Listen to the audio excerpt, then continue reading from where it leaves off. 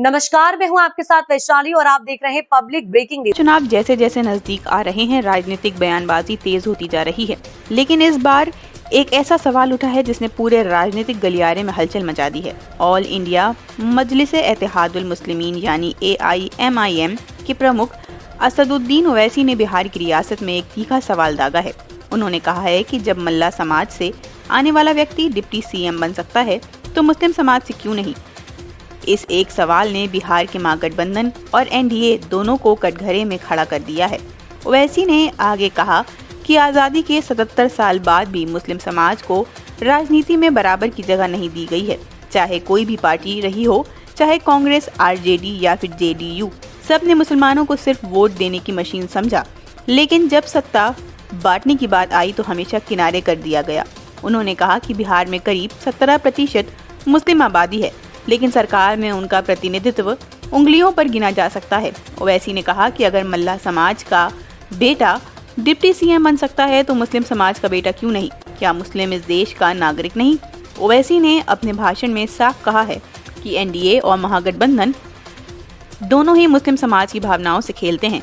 उन्होंने कहा कि जब चुनाव आता है तो सब लोग टोपी पहनकर वोट मांगने निकल पड़ते हैं, लेकिन चुनाव खत्म होते ही वही चेहरे गायब हो जाते हैं। उन्होंने लालू प्रसाद यादव, तेजस्वी यादव और नीतीश कुमार पर सीधा निशाना साधते हुए कहा कि इन लोगों ने दशकों तक मुस्लिमों से वादे किए लेकिन पूरा कुछ नहीं किया। ओवैसी बोले कि मुस्लिम समाज को अब अपने नेताओं पर भरोसा करना होगा, किसी पराई की रहम पर नहीं रहना चाहिए। ओवैसी की पार्टी AIMIM इस बार बिहार में बड़े पैमाने पर चुनाव लड़ने की तैयारी में है। पिछले विधानसभा चुनाव में उनकी पार्टी ने सीमांचल क्षेत्र में प्रभाव दिखाया था। इस बार भी वे इसी इलाके पर फोकस कर रहे हैं जहां मुस्लिम मतदाता निर्णायक भूमिका निभाते हैं। ओवैसी ने कहा कि अब वक्त आ गया है कि मुस्लिम समाज अपनी ताकत दिखाए और बिहार की रियासत में अपनी जगह खुद बनाए।